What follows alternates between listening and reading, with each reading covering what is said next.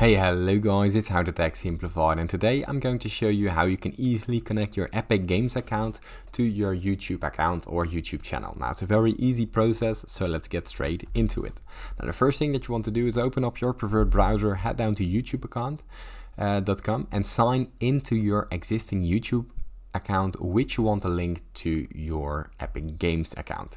Now, it's very important that it is a personal YouTube channel, otherwise it won't work. Now, from there you go to the top right corner, open up the drop down menu and go down to the settings. Now, inside these settings we look to our left and open up the connected apps, and here you see your Epic Games option. Simply press connect, and from there you press connect again.